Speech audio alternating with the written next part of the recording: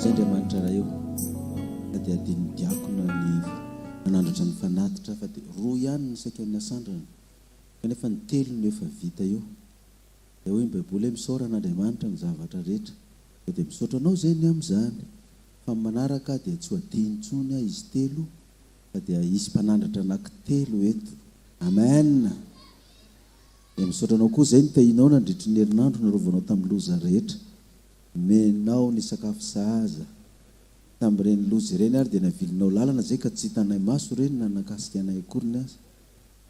Menao fahasalamana ihany koa zay dia atao hoe somary mikoakoaka azy mbola natratra izao sabata izao indray dia atolotra ianao ny dera sy ny haja mivoninahitra mandrakizay tondra ny fanatitra sy ny vavoloka reny sy ireo karazana fanatitra miaro samihafa zay tompo araka ny baikonao manao hoe aoka tsisy izy eo foanatreko tsy mitondra fanatitra ianareo fa aoka samy mitondra arak'izay zakanareo araka ny fanambinana zay nomen'Andriamanitra anareo dia nitondra izany zay tompo araka ny baiko ny fanamasina fa tsy namihana izany tao posinay na tao tokantranonay satria ny fitondranay izany fanatitra izany koa dia andraisanay fitahina miavosa sokafana varavaran'ny lanitra ho anay sy ny tokantranonay asianao teny mafy valala tsy hanimba ny fidiram-bolanay na ny asa mandraharanay eny aza fa na dia ny tsy mananasa dia omenao fidiram-bola ko dia raiso izany mba ho antra-kasitrahana amin'izay zay fiandrananao fa ho anay zay tsy nanakatolotra tompo dia mamindrafo aminay raha ny eloko aina ny fahotanay na ny tsy fahamarinanay na ny tsy fahatokinay ny antony izany ka dia mba amela ny elokay ianao fa efa nifona taminao izay ka dia amin'ny herinandro vaovao dia mba sokafanao ny lanitra ka androtsahanao fitahinao mivoakanao tsiraray avy dia mba hitondra mipifaliana izay dia mitanena ary Jehovah amin'ny alala mivaky tenin'ny soratra masina fa mahendray izay anaran'i Jesosy. Amen. Mahazo toerana ary tsika miarabantsika fiangonana rehetra paroasin'ny Iavoloha amin'izao sabata izao tavavory maro eto isika mba te hitondra fisaorana ho antsika voakan'Andriamanitra rehetra izay tondra fiarabana tondra firarintsoa ho anay mivady sy ny tokantrano tamin'ny fitsingerenan'ny taonan'ny mariazy sy ny taona naterahana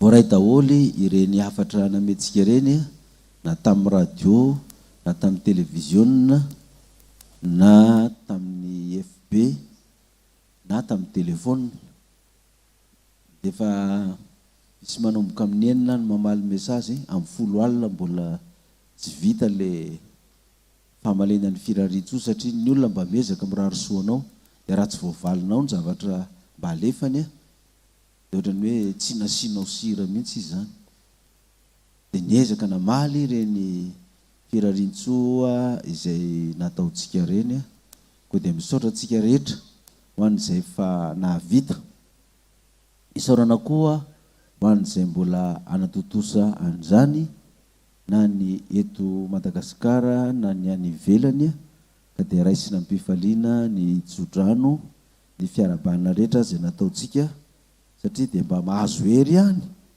ny tena rehefa mba misy an'ireny tsodrano ireny. Misy ny sasany ary dia mamoaka sary any amin'ny FB any dia misy mandefa aty amiko ny sariko tamin'izaho 12 taona manao tenue maramila dia manao salut tena mbola 12 taona mbola tanora tamin'izany fahatandrona zany tena miavonavona mihitsy na vao misy vehivavy mijerijery dia efa ary mampifilafila tovavy tamin'izany miavonavona satria mbola vao 12 taona dia naseho indray ny 12 taona tia indray ny sariny amin'izao izy 12 taona dia tia indray ny sariny any amin'ny 2090 dia efa misy volombava fotsy be fotsy ny volombava fotsy ny volo izany hoe efa 530 taona zany amin'izany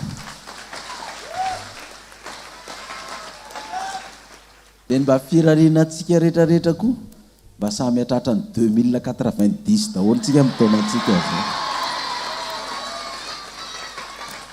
dia samy mba manao kajikajy eo hoe firy taona ianao amin'ny 2090 fa raha itsika zao aloha ny tanora efa bebe sy dadabe daholo amin'izany fa reto ava zokonjokony reto tsy fantatra na mbola hivadika tanora indray izy amin'izany na fa tsy hotsony na mbola hoe fa ny rariko sy fifaliko fampiarava antsika ny 2090 fa mbola atytsika tao mafy ny amen eny ary ka dia izay no ela fa andehantsika hiditra amin'ny hafatra raha ny perikôpa antsika androany ka tsy mbola tonga Kristy amin'ny 2090 dia mizara roa ny resaka ho resantsika androany. Ny voalohany ho resantsika ny fiavian'i Kristy sy ny fiomanana izay tokony ataon'ny fiangonana amin'izany fiavian'i Kristy zany. Ny faharoa kosa dia ho resantsika araka mivolaza amin'ny perikôpy tao hoe ny fatahorana an'Andriamanitra. Izay zany ny resaka ho resantsika ka raha nivaky tenintsika tao amin'ny soratra masina no jerena Luka 7:20 ny andinin'ny 20 sy ny manaraka dia manao ny lazan'i Jesosy ny amin'ny fanjakana sy ny haviany indray ary Jesosy no nanontanian'ny fariseo izay andro hiavian'ny fanjakan'Andriamanitra dia namaly azy hoe tsy miseho ny fiavian'ny fanjakan'Andriamanitra ary ny olona tsy hanao hoe indro aty na indro ary fa ny fanjakan'Andriamanitra dia anatinareo. Andeha roa jerevantsika hoe ahoana no famantarana halalantsika rehefa ho avy io Kristy io eny amin'ny raon'ny lanitra. Dia andao jerevantsika ny famantarana eny amin'ny raon'ny lanitra mba hahatonga antsika tsy ho voafitaka satria hoe be da be ny Kristy sandoka efa mipoitra aty sy mipoitra aria dia tsy hay intsony manavaka azy ireny. Kristy moa zany efa lasa ka ahoana moa zany nalalana azy hoe izy io tonga io inona ny zavatra iseho dia mijeritsika eo amin'ny 9:20 eo 9:20 manko azafady Luka 7:20 9:20 ary hoy izy tamin'ny mpianatra ho avy ny andro hanerinareo ahita ny zanak'olona eny andro ny zanak'olona nefa tsy ahita nareo dia hozy izy amin'ny 9:20 fa tahaka ny elatra manelatra hatrany amin'ny faravodilanitra ka mazava hatrany amin'ny farany koa dia toy izany ny zanak'olona amin'ny androny. Elatra manazava hatrany amin'ny farany faravodilanitra ka manazava hatrany amin'ny farany koa dia toy izany ny zanak'olona amin'ny androny. Famantarana voalohany zany isy elatra avy any antsinanana ka hatrany andrefana. Zao ny lazana azy atao Matthieu 4:20. Matthieu 4:20 ny andininy 7. Matthieu 4:20 ny andininy 7 aloha. Nanambaran'i Jesosy ny andravanan'i Jerosalema sy ny haviany indray ary mipetraka teto ambonitra oliva izy dia nanatona azy mangingina ny mpianany ka nanao hoe lazao aminay izay andro atongavan'izany ary izay famantarana ny fiavianao sy ny fataperany izao tontolo izao. Lazao aminay izay andro atongavan'izany izay famantarana ny fiavianao sy ny fataperany izao tontolo izao. Miara-manaiky daholo zany rehetra fa Kristy efa niakatra any an-danitra ary mbola ho avy indray, mbola tsy tonga izy hatramin'izao ka raha ho avy ary izy inona ny famantarana tokony ho hita eny amin'ny lanitra. Dia ozy izy ao amin'ny andininy 5:20 hatramin'ny 1:30. Matthieu 4:20 andininy 5:20 hatramin'ny 1:30. Raha vo afaka ny fahoriana amin'ireo andro ireo ny masoandro dia ho amazinina, volana tsy hazava, ny kitana hiraraka avy any an-danitra ary ny herin'ny lanitra dia hozongozonina. Rehefa afaka ny fahoriana amin'ireo andro ireo dia masoandro ho amazinina, ny volana tsy hazava, ny kitana hiraraka avy any an-danitra, ny herin'ny lanitra hozongozonina. Rehefa amin'ny famantarana amin'ny fiavian'i Kristy zany dia tsisy masoandro intsony manazava, ny volana koa tsy mazava intsony fa ireo kitana be da be jerevantsika amin'ny alina ireo iraraka daholo reo. Dia nisy nanontany aho hoe ahoana moa zany paster natanterahany zany hoe kitana ngeda be reo ary noho ny tany iraraka ety dia ahoana zany ko tsy potika eto daholo. Eo zay mantsen'le olo hoe aza mirarahany zany fa isaoro Andriamanitra fa tsy isika olombelona no nasainy manao an'izany hoe tsy ho avy raha tsy araraka nareo daholo ny kitana eny ambony. Fa izy no aninona zany, izy no anao an'izany fa dia mijery fotsiny tsika fa isaorana izy hoe tsy tsika nataony tsy maintsy manao an'izany. Zay zany ny famantarana anankiray masoandro ho maizina, ny volana ho maizina, ny kitana ninona. Ka raha misy Kristy tonga zany nefa tsisy masoandro maizina, volana maizina, tsisy kitana miraraka, Kristy inona zay? Kristy dombolo. 130.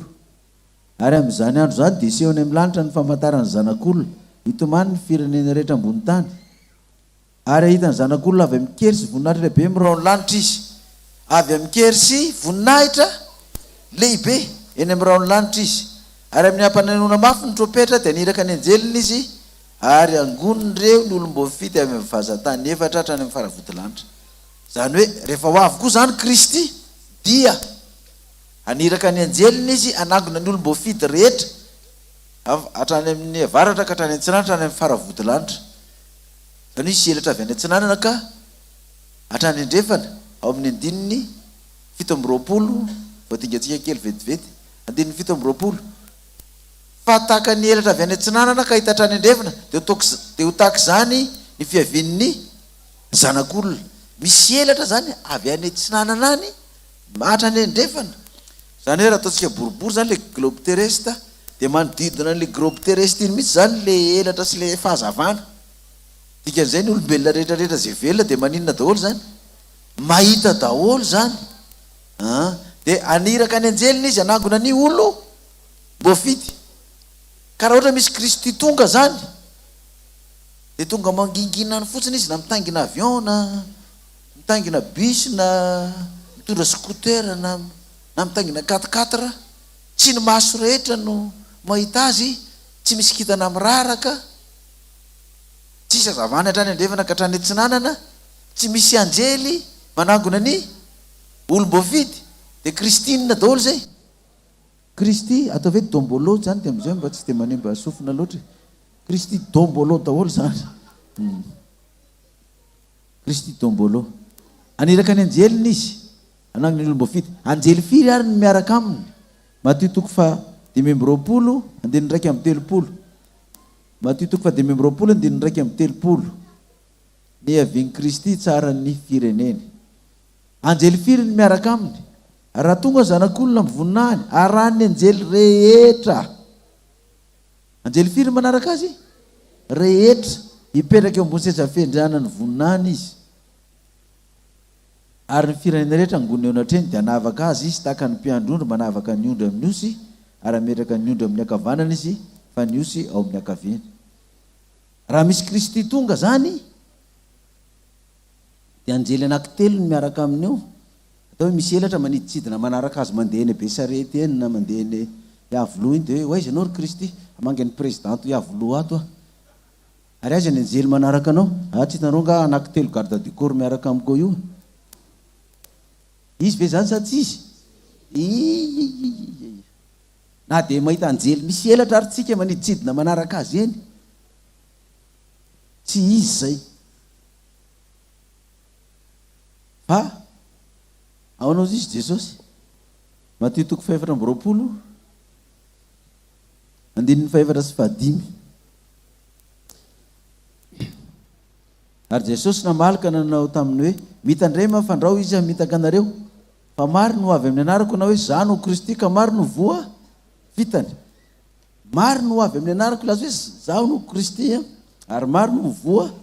Dia ny dikany zany raha misy Kristy tonga mipoitra na mipoitra amin'ny tele izy na miteny amin'ny radio izy na mandeha any an-dalana izy ka misy vahoaka be dia be manaraka anazy, sy misy elatra avy any antsinanana ka hatrany andrefana, tsy miraraka ny kitana, masoandro mipoaka be, ny volana mazava amin'ny alina, tsisy anjely manangona ny olom-bofity eo amin'ny akavia sy amin'ny akavanana, ary tsy mahita anjely rehetra, ny anjely rehetra ny amin'ny lanitra le zany hidina daholy.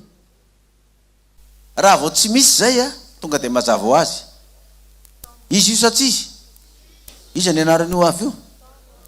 Kristy Dombo Lo. Dombolo io. Ka mino aho fa tsy tsika zao no mbola voafitaka an'izany ko. Za de tena za mbola tamin'ny 17 taona sa 19 taona no 19 taona namaky baiboly voalohany. Tamin'izany a nahita baiboly voalohany a namako protestant zay no nanome azy satria mba niteny taminy aho hoe zaho mba tia mamaky baiboly fa za tsy manana. Sisy bebe rafara nanohanina ary tsisy koa izy mona nananay baiboly. De mba sao de mba misy indramina. Misy eo aminay ozy izy loterianina le zalahy io. De nampindraminy baiboly de namaky de io ny hitako. De zay tsy mba ho zaho any voafitaka zany Kristy sandoka zany raha fa tonga ny fotoana satria raha vao tsy mita elatra hatrany antsanana ka hatrany andrefana, raha vao tsisy kitana miraraka, raha vao tsisy masoandro maizina, raha vao tsy miaraka amin'ny anjeliny rehetra izy, raha vao tsy manangona ny olom-boafidy le anjely, tonga de efa tsisy zay. Fa am'izao fotoana zao tsika nefa mahita olona milaza fa izy no izy no Kristy. Efa tonga sa mbola tsy tonga? Efa tonga. De misy io any ampitany ranomasina any moa de be da be fa taka ny aretina coronavirus ihany tonga teto Madagasikara de tonga eto koa le Kristy Dombolo sa tsy tonga koa. De efa misy milaza tena tsy menatra mihitsy ry zareo. Hoe za le izy. Tsika tsy hanono anaran'olona fa be da be zany no mitranga. De izy io izy anao famantarana sy fagagana lehibe. Raha azo atao ny olom-boafity aza de maninona? Ho fitahany. Raha azo atao. Zany hoe zay ny olona mametraka ny finoany amin'ny alalan'ny fahagagana sy famantarana rehetrarehetra reny zany de ho voafitaka daholo reny olona reny satria ho lazainy fa hoe izy no Kristy. Vetsy no voafitaka sa maro izy izy? Maro be no voafitaka satria tsy mahay an'izany, tsy mahafantatra an'izany. Inona koa ny zavatra hitranga rehefa ho avy io Kristy io de tsara ho fantaritsika daholo ataotsika hoe zay ny any amin'ny rano lanitra eny fa andao indray tsika jery hoe inona ny hitranga aty ambony tany. Ao amin'ny Tesalonianina voalohany vakitsika 4 manomboka ny 13. Rehefa ho avy Kristy inona ny zavatra aty ambony tranga aty ambony tany zany. Tesalonianina voalohany 4 manomboka ny 13 hatramin'ny 20 aloha no ovakitsika. Tesalonianina voalohany 4 13 ka hatramin'ny 20. Ny avian'ny Kristy sy ny toeran'ny kristianina zay modimandry. Fa tsy tianay tsy ho fantarareo rahalahy ny amin'izay modimandry mba tsy alelovanareo tahaka ny sasany zay tsy manana fanantenana. Fa raha inotsika efa maty Jesosy sady efa nitsangana indray de toy izany koa ny tondran'Andriamanitra zay efa nodimandry tao amin'i Jesosy hiaraka aminy. Fa izao no lazainay aminareo amin'ny tenin'ny Tompo, isika zay velona ka mbola mitoetra mandra-piavin'ny Tompo de tsy mba eloha zay efa nodimandry tsy akory. Fa ny tenan'ny Tompo nidina avy any an-danitra amin'ny fiantsoana sy ny feon'ny arkanjely ary ny trompetran'Andriamanitra ka zay ho maty amin'ny Kristy no hitsangana aloha. Ary efa afaka zany de tsika zay velona ka mbola mitoetra no akarina hiaraka aminy any amin'ny raona hitsenan'ny Tompo any amin'ny abakabaka. De ho any amin'ny Tompo mandrakariva isika. Rehefa ho avy koa zany Kristy de izy fitsanganana amin'inona? Amin'ny maty. Izy nitsangana amin'ny maty zay maty eo amin'ny Tompo. Io moa mbola lava be mifanazavana iny fa de azavaiko fotsiny hoe izy natao hoe maty amin'ny Tompo de izy tsy maty eo amin'ny Tompo. Izy fitsanganana amin'ny maty eo. Ary rehefa mitsangana amin'ny maty ireo olona mitompo rehetrarehetra ireo de zay mbola velona ka mitoetra de akarina miakatra any an-danitra miaraka amin'ireo mitsangana amin'ny maty ireo sy isika. Itsika zany raha manana ray aman-dreny maty, na zanaka maty, na vady maty, na mpiray-tam-po maty ka ao amin'ny Tompo reny olona reny no maty, fa ianao mbola tsy maty amin'ilay fiavian'i Kristy de hitanao izy mitsangana avy any amin'ny fasana any izy mihazakazaka mamonjy ianao Fenao tsy makany amin'ny fasana miandry hoe mitsangany ity, amin'ny anaran'i Jesosy mitsangany ity. Fa izy ny tonga ahoana ny hitsangany anao efa mifasana midy. Dia hitsangana tao izy fa ohatran'ny Kristy hitsangana tamin'ny maty, tsy voasaka ny vato be sy ny rindrina tao. Tonga dia mivoaka izy. Dia mifankahita dia mifamihana daholo amin'izany. Hitako ilay zanako hoe. Misy ny sasany mbola zaza kely herintaona, enim-bolana dia maty. Reny tsy nanota reny, tsy nanao ininona, mitsangana amin'ny maty reny. Tonga dia mifankahita ny ray aman-dreny izy ho entin'ny fanavy ihany izy tonga dia indeo mitratra ny ray aman-dreny, taitra ilay ray aman-dreny. Fa ngano tsy maty, ka tsy hainy tadidinao fampianaran'ny pastera hoe izay maty amin'ny tompo aloha nitsangany. Sange maty tao amin'ny tompo e. Eo dia ray aman-dreny vo alleloia teny zanako. Dia miaraka miakatra ny danitra mitrotro an'ilay zanany ilay ray aman-dreny. Na dia atao hoe 500 taona na 1000 taona na 2000 taona izy nitoapasana tao. Tsy akory ny rehefa mitsangana maty ny zazakely iny 2000 taona izy tao dia mitsangana avy any dia ngeza be noho ny ray aman-dreniny izy. Dia osy izy le ray aman-dreniny fa izy ianao za le zaza maty tamin'ny enim-bolana le nateraka ao iny. Angava ngeda be ohatrany ty sady ianao kefa 3000 taona anie zany tao mifasana tao e. Fa izy le mbola mipôzin'iny no mivoaka avy eo mifasana. Zany hoe rehefa ho avy zany Kristy dia izy fitsanganana maty dia izay mivelona rehetrarehetra ka mitoetra amin'ny tompo dia hitsangana eny amin'ny rahoninna lanitra. Ka raha misy milaza fa tonga Jesosy, avy any Jesosy, na miteny amin'ny radio izy na miteny amin'ny tele hoe zany Jesosy, nefa tsisy maty mitsangana eny an-Janahary,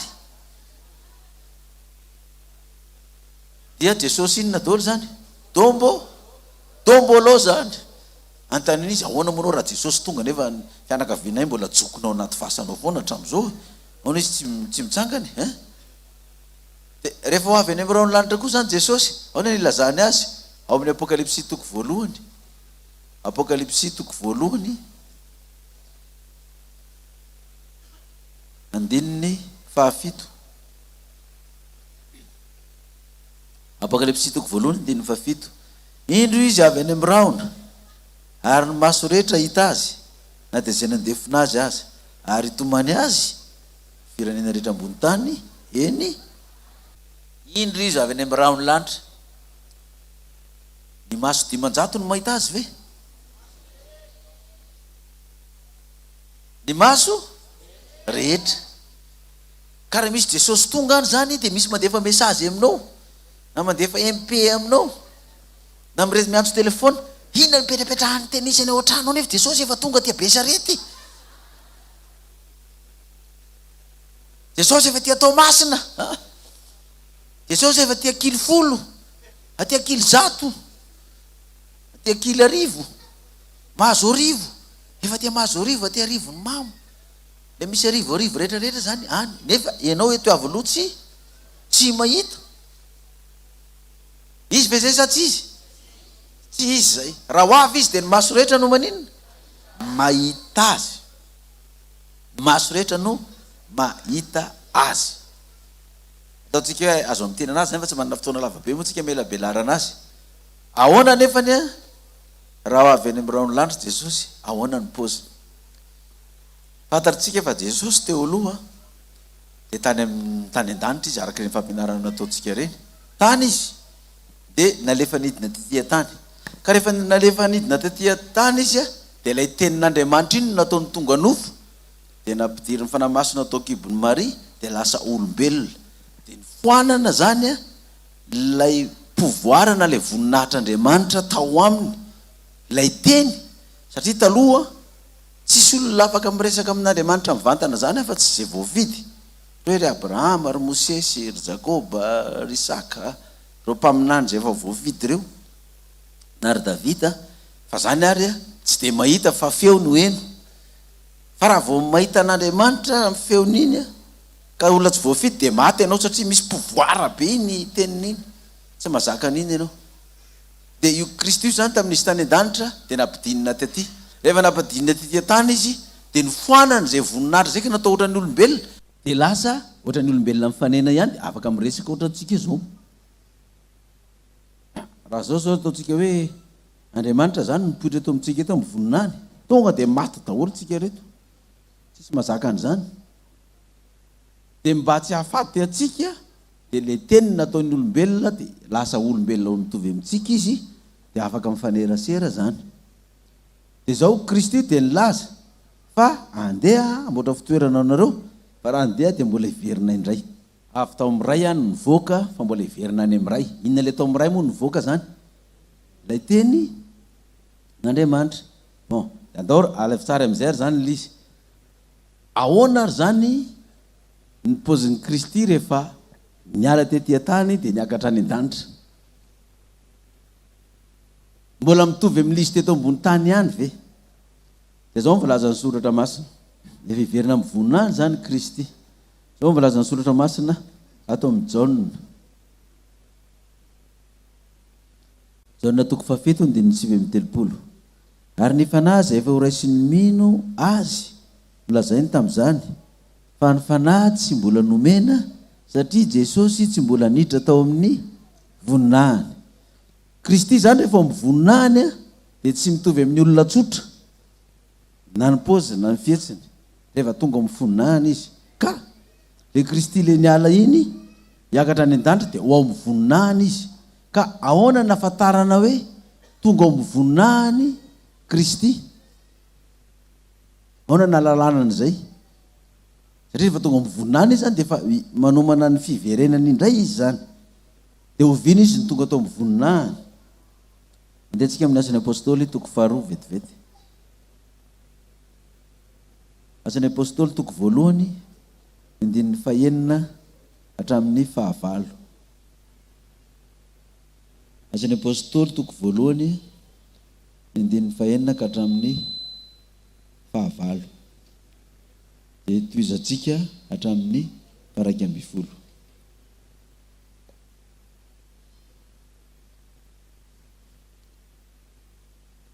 Koa izay tafangona teo dia nanontany azy hoe, Tompoko, amin'izao va no ampodinao ny fanjakana ho an'ny Israely? Fa io kosa izy taminy, tsy anareo no halala ny andro na ny fotoana izay efa notendreny iray amin'ny fahefany ihany, fa azo hery ianareo amin'ny lajan'ny fanamasina aminareo ary ho vavolombeloko any Jerosalema sy eran'ny Jodia sy Samaria ary hatrany amin'ny faran'ny tany. 7. Rehefa nilaza zany Jesosy dia nakarina izy raha mbola nijery azy ireo. Ary nisy rahona nitondra azy ka tsy hitany maso intsony izy. Raha mbola nidinika lanitra izy ireo tany amin'ny nandehanan'i Jesosy, indreo nisy roa lahy teo anilany, ny akanjo fotsy, izay manao hoe ry lehilahy Galiana, nahoana mijanona eto mijery ny lanitra ianareo? Iny Jesosy izay nampakarina niala teo aminareo ho any an-danitra iny dia mbola ho avy indray tahaka ny nahitanareo azy niakatra any an-danitra. Ahoana zany ny mahalalana hoe tonga amin'ny voninahiny Jesosy? Dia hoe ny fanahy masina mbola tsy nomena satria Jesosy tsy mbola tonga teo amin'inona. Dia iny zany Jesosy nandeha niakatra any an-danitra. Dia rehefa niakatra tany an-danitra Jesosy, teo amin'ny 70 tao izy niseho tamin'ny mpianatra, mbola tsy tonga tao amin'ny voninahiny. Dia rehefa tonga tao amin'ny voninahiny amin'izay Jesosy dia nirotsaka ny fanahy masina. Dia ny Asan'ny Apôstôly 2 no ahitantsika an'izay hoe nilatsan'ny fanahy masina tamin'ny andro Pentekosta sy ny toriteny nataon'i Petera tamin'izany. Ary noho ny tonga ny andro Pentekosta dia teo amin'ny fitoerany iray izy rehetra. Anisy fe tonga tapoka avy tany an-danitra toy ny rivotra mahery, mifofofofo ka nanenika ilay tranon'ny angonana, ary nisy lehilahy maro mitarehina afo niseho taminy, izay nizarazara ary miperaka tamin'izy rehetra isan'olona. Ary samy feno ny fanahy masina izy rehetra dia niteny tamin'ny fiteny maro samihafa araka ny nampitenenan'ny fanahy masina azy. Tamin'ny Pentekosta zany, tateorinan'ny Paka izay nanomboanan'i Jesosy tamin'ny hazo fijaliana. Firy andro taorinan'ny Paka moa zany ny andro Pentekosta zany? Lolona firy? 70 andro. 70 andro. Dia azo raisina ohatr' izao zany hoe raha nanomboka niakatra any an-danitra Jesosy hitan'ilay mpianatra iny, dia mety hoe 70 andro zany ny trajectoire nandanany zay izy vao tonga tany amin'ny voninahiny. Dia rehefa tonga tany izy, tonga dia tsisy akiandriandry, tonga dia nalefa ny mesazy ny fanahy masina. Dia lela ilay nisoratana tao anaty mesazy hoe iny ny lela mipetraka eny ambonin'ny lohanareo daholo. De tonga de indeny réseau matanjaka be tamin'izany ny réseau. Tonga de indeny misy lela daholo de mifampijery. Misy lela, misy lela, misy lela. Ary ny lato tsisy lela le lika. Ha? De efa ahoana niany tsisy lela, ha? Sady tsapaina ny loha. Vetivety eo, ay misy tapoka ihany lela. Ha? Misy lela daholo. Iny zany ny fanamasina ny rotsaka. Dikan'izay tonga aiza Jesosy? Tonga mivoninahiny. De tao aorianan'io rehefa mipoitra am'izay Jesosy tsy tahaka ny fahitan'ny olona azy intsony izy. Tsy tahaka ny fahitan'ny olona azy intsony. Satria resaka makotsika ankoatran'ilay famantarana teny amin'ny lanitra tao. Fa raha misy Jesosy zany tonga manatona anao na tonga mipoitra aminao ahoana ny paoziny am'izao satria izy am'izao fotoana zao efa ao amin'inona izy. Efa mivoninahiny izy zany am'izao. Ka raha hipoitra izy zany de tsy olona tsotsotra ohatra antsika zao no hitantsika. Na de manao akanjo fotsy ary izy, na de ny volony ary fotsy. Milatsy izy hoe zao no Jesosy. Inona ny zavatra hamantarana azy indray satria hoe tsy izy io. Satria be da be ny olona milaza fa nahitan'izy. Nahitan'i Jesosy. Be da be ny olona miresaka fa niona tamiko Jesosy de naninona tamiko? Niresaka tamiko. Tonga izy tamin'ny alina na tamin'ny atoandro de niresaka tamin'ny Jesosy le olona. Sao de anao koa manko ny potrany. Ka hiresaka aminao izy. De ahoana ny fahafantarana azy? Raha ohatra ka izay izy zany. Amandehantsika makao amin'ny Apokalipsy toko voalohany ary. Satria ty Apokalipsy toko voalohany ty de efa 100 taona tateo aorianany ankarany tany an-danitra nisehony tamin'ny Jaona tao amin'ny nosy Patmos ka hatra tany nosy Patmos ny apôstôly Jaona. Tamin'ny fotoana io efa maty daholo ny apôstôly rehetrarehetra. Jaona efa 100 taona. Fa tamin'ny mpianatra Kristy 12 Jaona ny zandriny indrindra. Jaona zany tsy haiko efatra 12 taona teo sa 9 taona ny taona ny Jaona. Fa sisan'izay ireo mpianatra 12 reo efa ngeza be daholo Petera zany ny volombavany efa lava be. Matio sisi zany efa olon-dehibe daholo fa Jaona ny zandriny indrindra. Efa maty daholo ireo apôstôly reo de Jaona sisa zany niantitra indrindra mbola tsy naty nahazo an'ilay fanazavana ny bokin'ny Apokalipsy zany. De zao ny resahany azy. Andininy 10. Voatsindry ny fanahy tamin'ny andro 10 zany vakitsika hatramin'ny 12. Andininy 10 ka hatramin'ny 17 manko azavady. Andininy 12 hatramin'ny 17. De nitodika ny zahalay feno teny tamiko, koa rehefa nitodika de nahita fanaovan-jiro volamena 7. Ary teo afovoan'ny fanaovan-jiro de nisy anankiray tahaka ny zanak'olona ny akanjo lafa hatrany amin'ny tongony sady nisikina fitsikina-bolamena teo amin'ny tratrany. Izy io zanak'olona hitany io. Jesosy io no hitany Jaona zany. De manao akanjo lava izy, akanjo fotsy lava zany fa misy fisikina-bolamena eo amin'inona.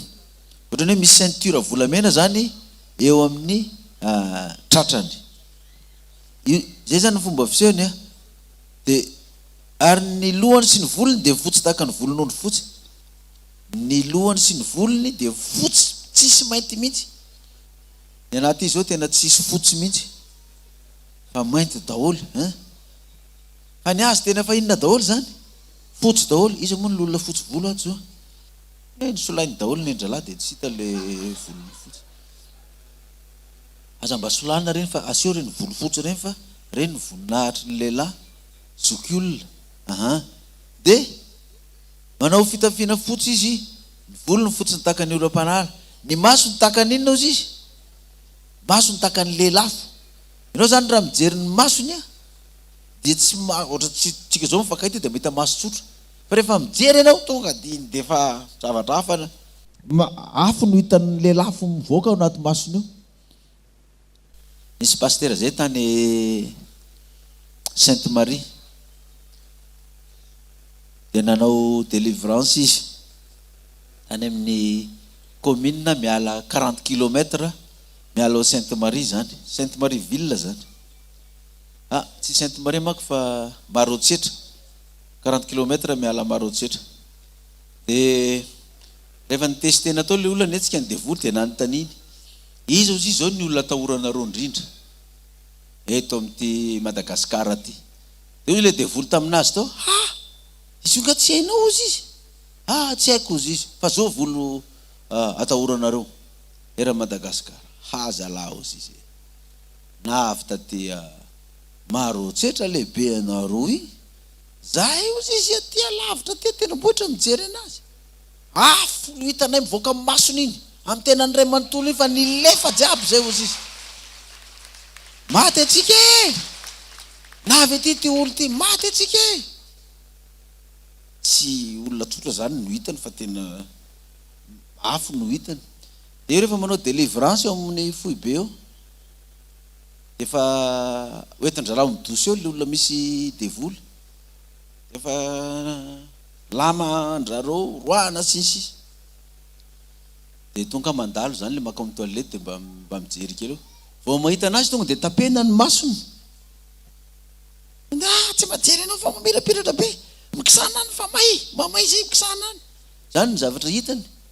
Nefa ny mpanao délivrance eo fa mangofotra amin'ilay rano tsy maheno hafanana avy aty amiko. Fa izy tonga dia hafanana be no eniny. Dia tsy majery fa tonga dia tapena ny masony. Dia va tamin'ity herinandro ity. Tamin'ity herinandro ity dia eo moa feno olona milahatra eo amin'ny birao. Dia nisy olona niditra amin'izay. Dia zao no tenen'ilay olona niditra. Nisy ilay vehivavy tao ino izy nanao pataloha. Dia vao nahitanao tonga avy any izy dia zao no teneniny. Ay, mamirapiratra be ty pasteur ty fa tena ohatrany tonga dia fanina zany ozy izy. Ianao ve tsy mahita anazy mamirapiratra be io?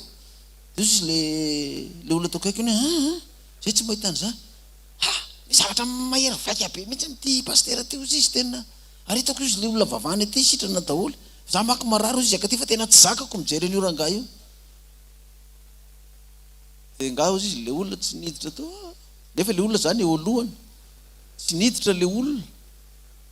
Satria tsy zakany zany. Dia Kristy koa zany raha io fandehany eto. Za tsy Kristy fa miala ah. Sao dia lazanareo dombolo koa rapasy ray zany. Fa zay le lazainy apôstôly Paoly za tsoa ny velona fa Kristy ny velona atao anato ka le voninahitran'Andriamanitra ny Kristy zany ao aminao. Dia ireo fanahy rehetrarehetra ireo tsy ianao olona tsotra no hitany. Fa le voninahitran'Andriamanitra ao aminao ohatran'ny an'ity Kristy ty hoe ny masony tahaka n'inona ozy izy? Tahaka ny lelafo. 9:12. Ny tongony tahaka ny varana manganohano. Ohatra ilay voadio teo amin'ny fandrendrehana iny. Ary ny feony toy ny firondroan'ny rano be.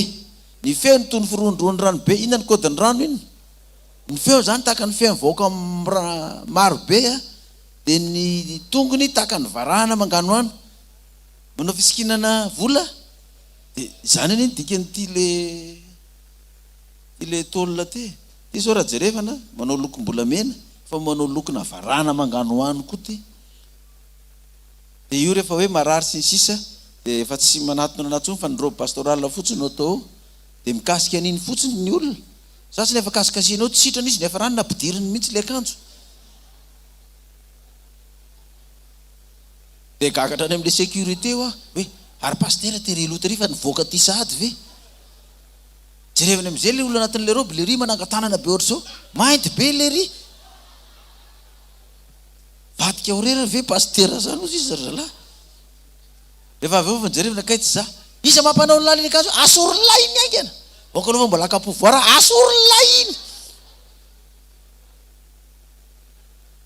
Zay mikasika an'le akanjo tonga dia sitrana daholo na iza.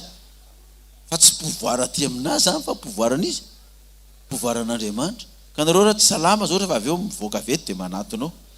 Dia mikasika eo. Tsy misy kohaka le anao. Za mako mikohaka dia raha sady ametrahako tany anao nefa ndroroko mipitipitika findrano kohaka ao kokoa nareo. Fa le robe eo tonga dia iny dia efa maka fofona fotsiny. Dia zany akory ny tsy midika dia ny atsembona koa dia fafana amin'le izy eo koa. Zany hoe raha Jesosy mipoitra individuel aminao zany a dia ny masony tahaka ny lelafo, manao akanjo fotsy izy, manao fisikinam-bolamena, feo ny tahaka ny feo vahoaka maro be, ary rantsony sy ny sandriny mbola hitantsika rehefa avy eo tahaka ny varahana manganohano mamirapiratra. 9:12. Tanakitana fiteny tanany ankavanana izy ary ny sabatra maranitra lolela mivoaka taovam-bavany. Ary ny tarehiny dia tahaka ny masoandro mamirapiratra amin'ny heriny. Ny tarehiny tahaka ny masoandro. Tena tsy voajery ny masonao zany le tarehiny satria tahaka ny masoandro mamirapiratra. Inona nahazo ny jaune? rehefa nahita azy ny apôstôly Jaona olona masina 17 ary raha nahita azy aho dia laviny akohoka tahaka ny maty teo ny lohan'ny tongony fa izy nanendry ahy tamin'ny tanany ankavanana ka hoe aza matahotra zaho ny voalohany sy farany ilay velona efa maty anefa iny velona mandrakizay sady manana fanalahidiny fahafatesana sy ny fiaina tsy hita raha raisina zany sary zany dia ohatr' izao zany vao nahitan'i Jesosy zany Jaona amin'ny paoziny io ny masony tahaka ny lelafy ny tarehiny tahaka ny masoandro mamirapiratra fotsy be izy ny volony ny akanjo ny sikinam-bolamena tonga dia maty izy zany lavy tahaka amin'ny maty tsy nazaka ilay voninahitry Jesosy dia satria zaho izy Jesosy nefa maty efa mitsangana zany manana fanalahidiny fahafatesana dia natsangany Jesosy tamin'inona zany Jaona tamin'ny maty zay izy vao nitsangana dikany zany raha misy Jesosy tonga zany eto ka misehona ao tokantrano izy na amin'ny alina dia mamirapiratra dia manao akanjo fotsy lava dia anotanio izy hoe ary aiza ilay fitsikina-bolamena raha Jesosy dia raha miteny ohatra ny adiniko ilay izy tsy zany ny zava-dehibe fa za tonga ny zava-dehibe dia raha notanino andray izy hoe ary ny masonao tsotrany lelafo dia hoe afatatra fa tsy mazaka anana aho raha lelafo ny masoko ka dia tonga tsisy lelafo aho izy ny lelaka anao zany rehefa tsisy lelafo anao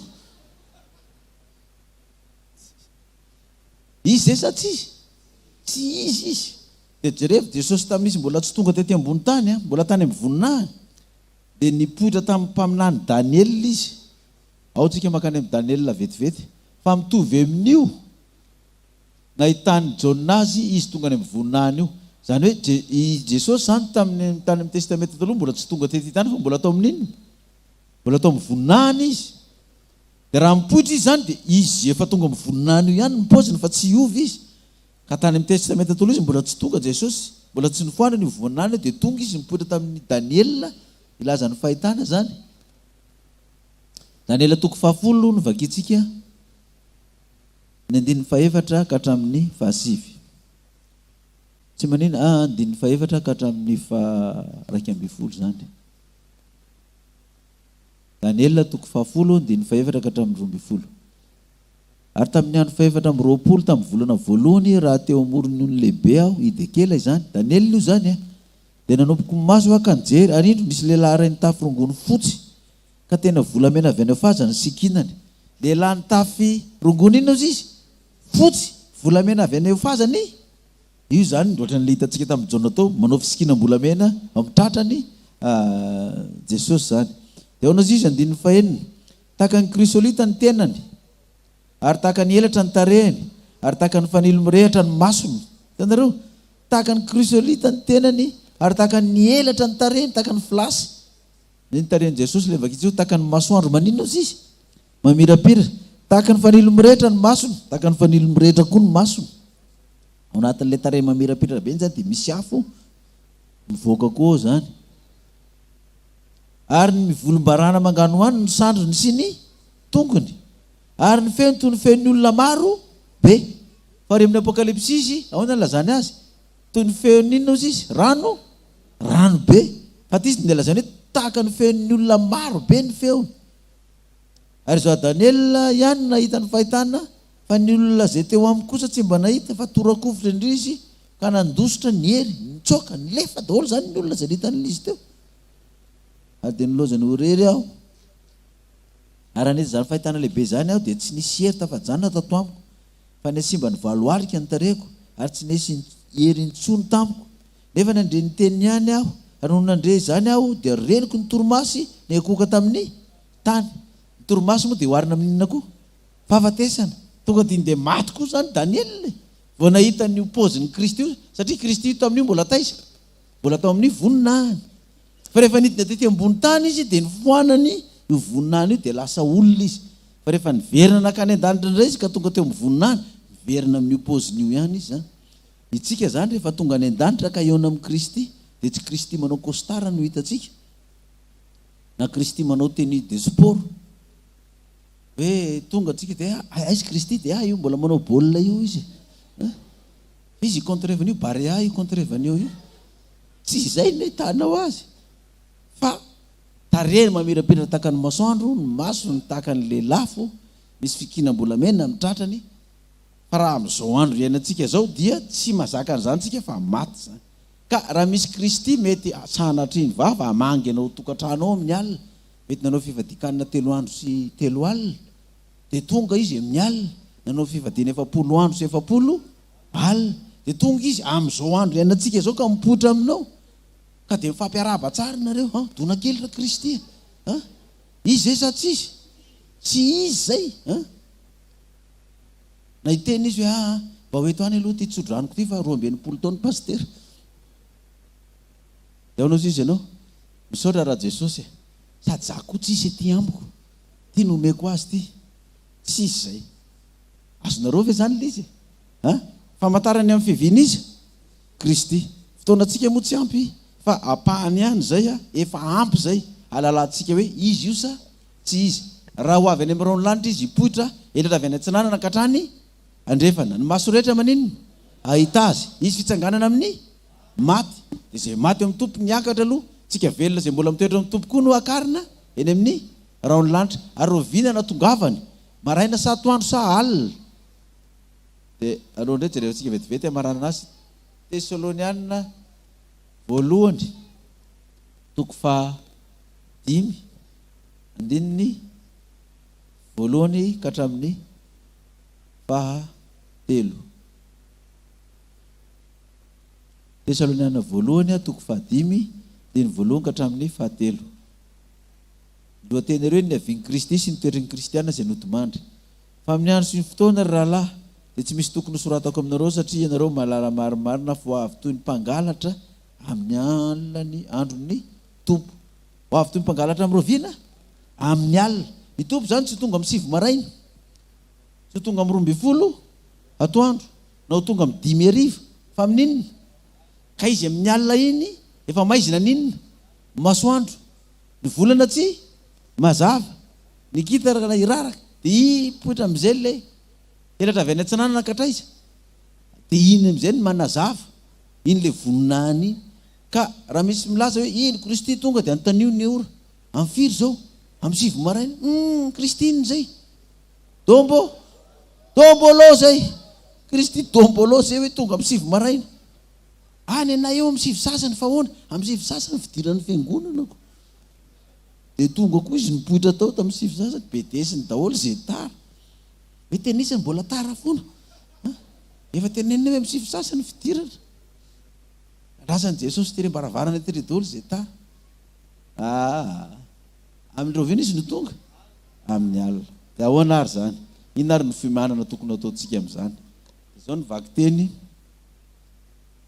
amin'ny perikôpantsika ao amin'ny Deutéronomie 10 ny 12 sy ny 13. Deutéronomie 10 12 hatramin'ny 13.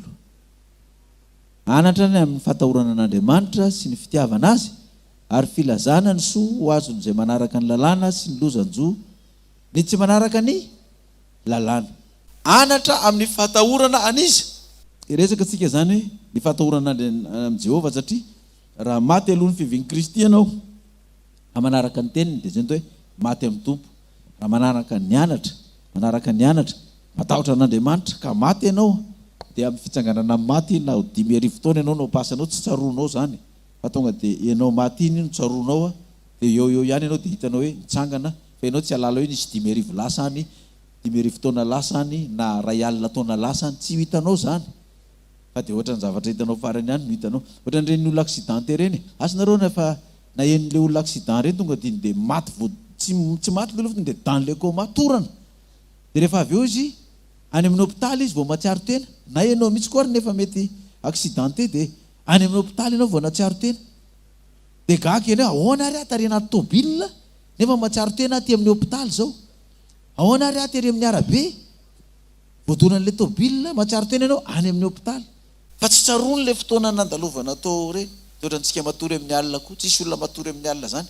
Manomboka amin'ny 7 alina izy ny mesona, dia sady mesona izy latsasady ve ny adiny ray le ty adiny roa zay ny lasa, tsisy an'izany, malaky koa zany ora zany. tsy tsaronao satria rehefa maty matory ny olona dia tahaka n'inona, tahaka ny maty zany. Dia ity zany hoe fatahorana any Jehova. Fa misy point anankiray tiako avoaka kely ty satria fotoanantsika miazakazaka. Ny zavatra anankiray tena nanaitra tamin'ity perikôpa ty dia 9:20 ka hatramin'ny 12:20. Dia Deutéronome 10 9:20 ka hatramin'ny 12:20. Jehovah'Andriamanitra ao no atahoranao, izy no tompoinao ary izy no fikiranao ary ny anarany no ianiananao. Jehovah'Andriamanitra ao no atahoranao. Izy zany tsy manao hoe matahora ny pastera Maiola, izy tsy manao hoe matahora ny loolona, na matahora ny pastera Zampera, na matahora ny dadanao sy ny mamanao, na matahora ny filoham-pirenena sy ny sisa. Fa izy nasiana atahorana, Jehova ihany no atahoranao. Beda be ny tanora manao pataloha dia mifanena amiko na eny ambony tômôbilina hita tonga dia misitrika izy, satria matahotra izy hoe hita ny pastera manao pataloha. Ka tsy zany tokony atahorana fa izy Andriamanitra. Misy ny sasany ny akanjo ny efa fohy iny mifanena amiko, tonga dia sotosotoniny le akanjo mba hitikitiny dia mipotratra any amin'le anina fotsifotsy atao andamosiny any satria vao sitona mafy indray le ty, avy eo sotonina miakatra vao maika miakatra ny ety. Ina moa no ataoko fa membe fotsiny aho mijery anazy. Zany indray no atahorana. Ina moa no atahorana na zany? Zanga mavita manao inona anao na anao zipo hatrany amin'ny fotopenao na hividy slip 1,250,000 dia sambôsy misy tadiny ny 1,250,000. Tsy mahita an'izany aho sady tsy teny koa hoe savana aloha vérification, mandalo scanner. Tsisy anao an'izany.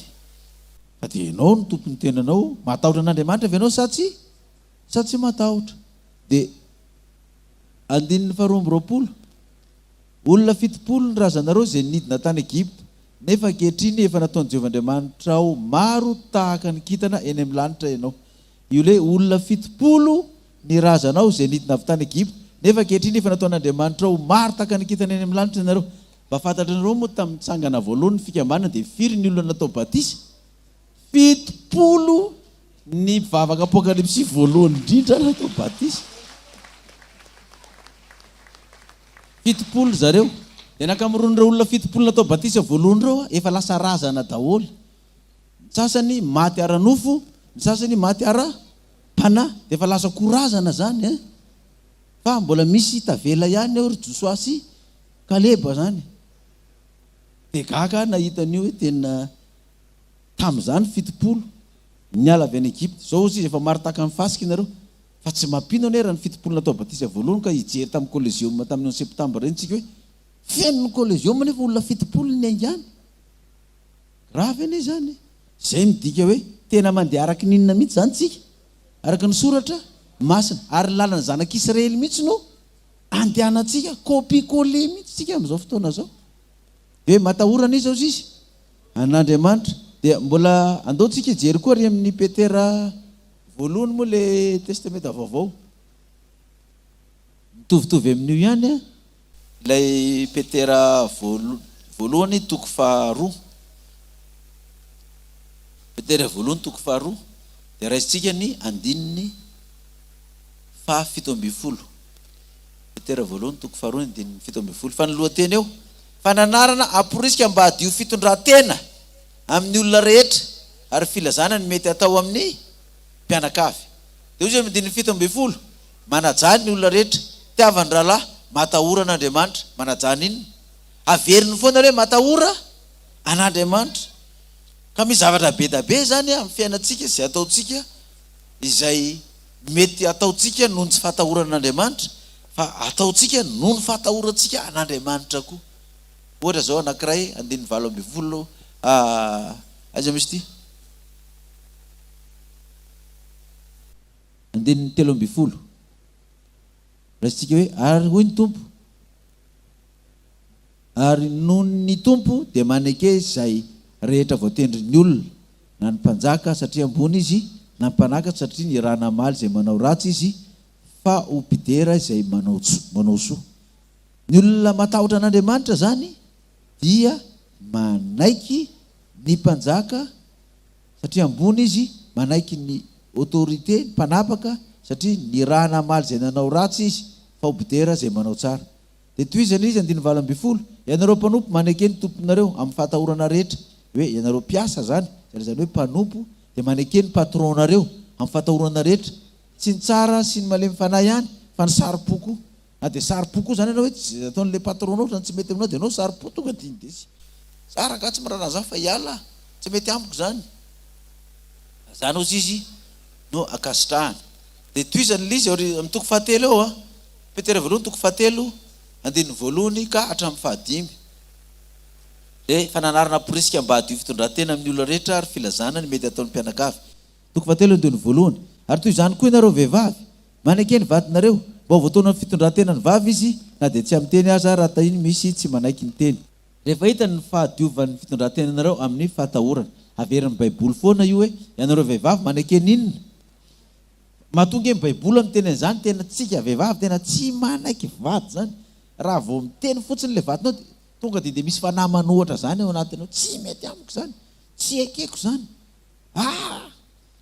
Na dia ataoko hividy le zavatra fotsiny na hividy loko fotsiny na hividy loko atao amin'ny trano na hividy tômôbila na hividy akanjo dia efa loko fotsiny. Miteny rangahy hoe tiany tiako, ny tiany tiako.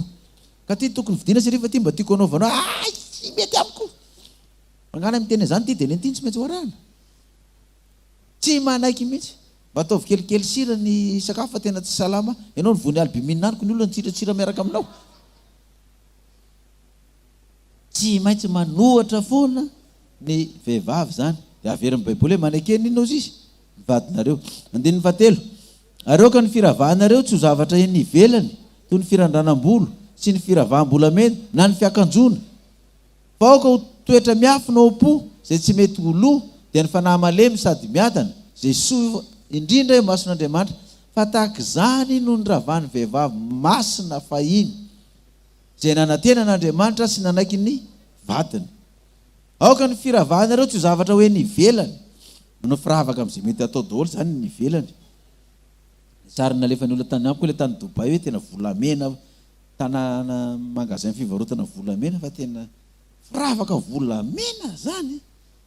Tena misy ny amin'ny sofina, misy ny amin'ny tenda, misy ny amin'ny orona, misy ny akanjo, misy ny sariboninahitra, mety misy koa ny sambôsy misy tadina volamena.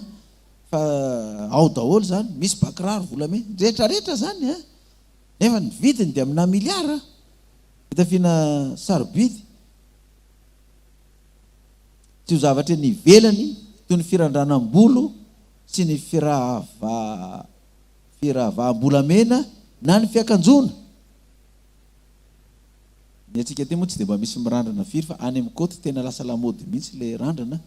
Dia lasa misy manao randrana ihany fa lamody no anaovany azy fa tsy hoe mba analavany volony no anaovany azy na hoe mba mpatsara ny volony fa dia lamody no anaovany randrana. Na ny lehilahy ary maninona koa ny sasany, misy mirandrana koa ny lehilahy le pelapelaka ry. 5. Vaoko toetra miafina ao po zay tsy mety ho loha. 5. Fa tahaka izany ny ravahan'ny vehivavy masina fahiny zay nanantena n'Andriamanitra sady nanaiky ny vadiny. Rehefa rava ny tokantrano le mpivady anankiray ka ataony fa niadiadiana hoe inona ny antony naharavan'le tokantrano dia ny 7 isan-jatony dia tsisy manaiky ny vadiny daholo le vehivavy rehetrarehetra. Dia ina koa ny lasa miteraka olona koa amin'ny fiangonana dia resaka fitafiana sy lamody io koa matetika. Dia tenenin'ny baiboly foana io. Zany akory ny tsy midika hoe dia anao fitafiana motramotraka koa ianao. Fa raha matahotra an'Andriamanitra ianao dia mba fitafiana mihaja, montina no hitanao hoe fa tsara. Misy tenin'ny gasy hoe ny vady jerijery ao atokantrano dia mba manao pôzinao tsara ianao. Tokony manao fifananana ary zao hoe fitafiana manga sy fotsy iza ny tsara indrindra. Rehefa mandeha any am-piangonana dia manao fitafiana indray ankoatra ny manga sy fotsy rehefa mivoaka ny ivelany hoe montina madio tsara tahaka ny firavahan'ny vehivavy masina fahiny. Zany atao hoe matahotra an'Andriamanitra. Fa be da be ny olona tsy matahotra an'Andriamanitra. Be da be ny olona tsy matahotra an'Andriamanitra indrindra na ao amin'ny fiangonana ary. Ty zao anankiray zao ataoko hoe resahako amintsika.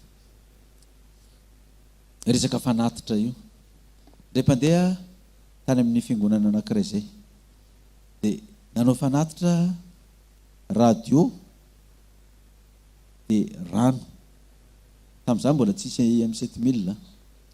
Dia nataoko tamin'ilay radio 100 000 nataoko tamin'le rano 100 000 tamin'izay tonga ny latsinainy dia manao raporo ao amiko ao ny rapport financier zany ny tompona andraikitra amin'ny finance dia tsy haiko ohatran'ny nisy mifanamybitsika tamiko hoe mba voay kely avy any hoe le fanatitra rano sy radio amin'le fiangonana nandanina tamin'ny sabata ay izy Lola Jeremia dia navoaka avy any le cahier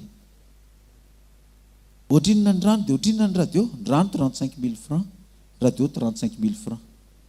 Za rery nefa nanao 100 000. Zany mbola niena indray zany le izy rehefa tonga tao. Madamako mbola nanao, vavaka ray manontolo mbola nanao, fa ahoana ho ato tsy normal ty. Dia ozy izy ingare, neny zareo ozy izy 35 000 io foana isaky ny sabata. Bagrave koa zany seloto zany dia mitotona 35 000 foana ve isaky ny sabata. Hoe ny vavaka rehetrarehetra tena olona tsy matahotra an'Andriamanitra ireo mpitatana amin'ny fiangonanareo fa sy avy makaty ireo vorio makaty ny komity sy mpitatam-bola rehetrarehetra nampanatsoana amin'izay za zao no nanao 100 000 ahoana ny fanatinareo ny 35 000 tonga dia le trésorier ny tomany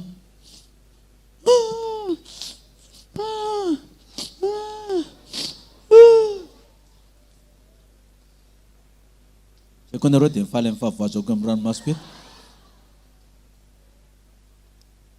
dia gaga be zay fa maninona le trésorier mitomany ozy le ramatoa za ozy izy efa miteny an'ireo komity ireo hoe tsy mety io fa mangalatra tsika izy re vola tsy ampiko fa aiza koa ny alalany an'io hoe tsy mety io olona fiangonana firme manatitra an'io fa 35 000 ihany namena azy dia natanely ny komity ahoana zany eny dia ifonana aloha zany fa dia tsy mety 5 taona nareo zany dia tsy mety zany 5 taona dia tsy hitanareo hoe tsy mety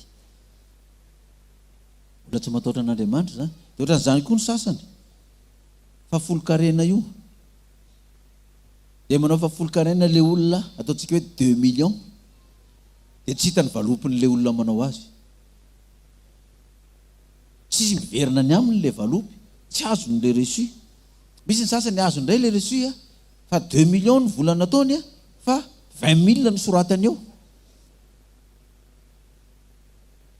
20 000 ny soratany eo tena olona tsy matahotra an'iza mihitsy zany tsy matahotra an'Andriamanitra zany tena mahasaha le olona dia misy indray tsy adala Andriamanitra nanome tolotsaina hoe asivy valopy ny fahafolo-karena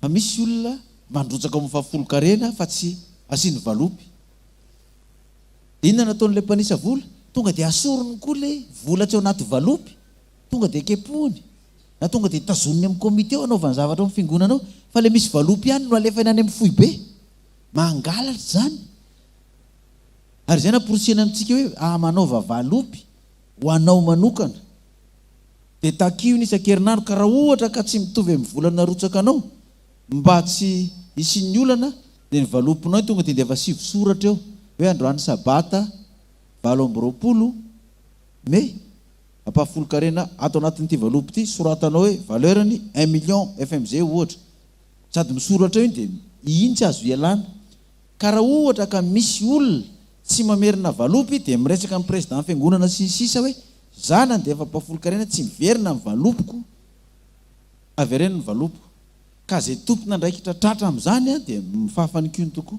enao ary tsy mandoa fahafolo-karena efa voaozona ka vao maika mangalatra an'io koa dia dikan'izay za zao mijery anareo zao teo dia manao fanatitra amin'ny fahafolo-karena nareo fa tsisy valopy fa manina iny tsy asiana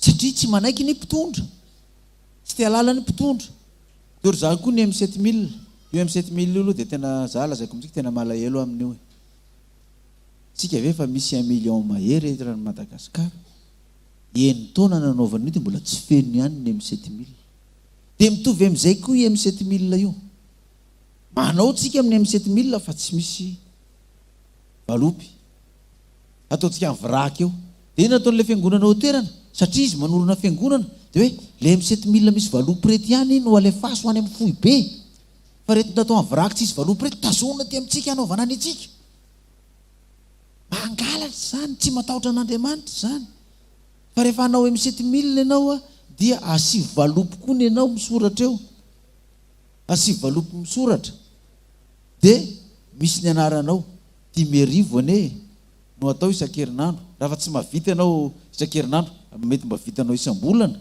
na mety ataonao isan-taona ny ianao dia vita ny mandrisy ny taona. 10,000 isan'ny olona farafahakeliny zany, fa misy manao 10,000 eo fa tsy ataony anaty valopy.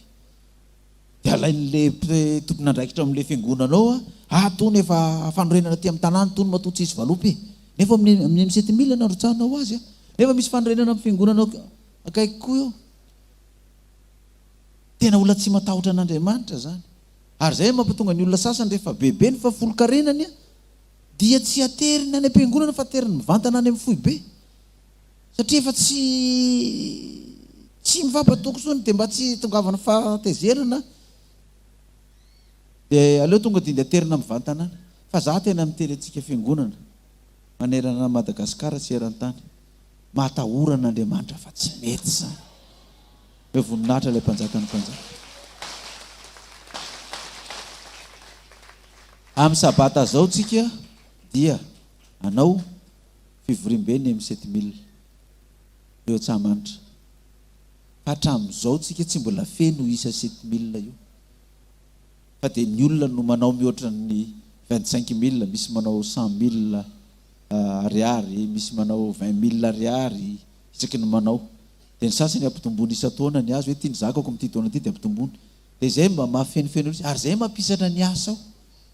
Efa ho 7 taona tsika zao taona ho avy, fa mbola io satria tsy mbola feno, mbola eo amin'ny 3500 mbola ny sasany ny olona manao eran'ny Madagasikara.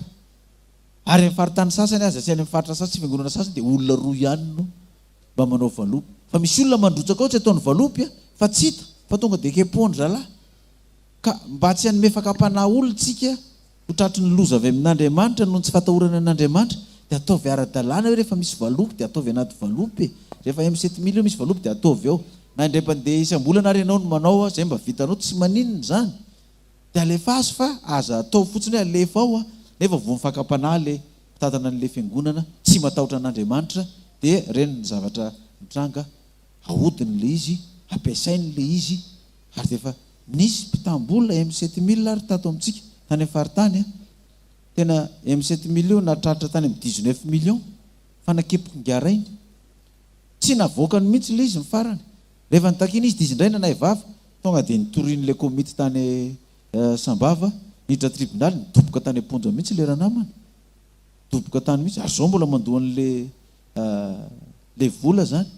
Ka itsika ihany zany mameloza sy fakapanahy amin'le olona noho ny tsy fanarahantsika sy ny tsy fatahorantsika an'Andriamanitra, tsy manaiky ny mpitondra.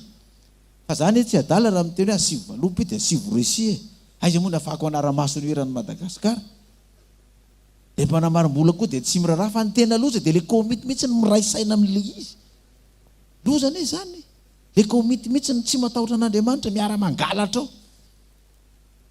Izany no tokony hitandremantsika zany, matahotra an'Andriamanitra avy ianao fa ho avy Kristy eny amin'ny raha ny lanitra, ka raha maty amin'ny tsy fatahoranao an'Andriamanitra io ianao, tsy hitsangana amin'ny fitsanganana voalohany ianao fa dia vita ianao zany, ho levona amin'ny fiheviana ianao, vita ianao.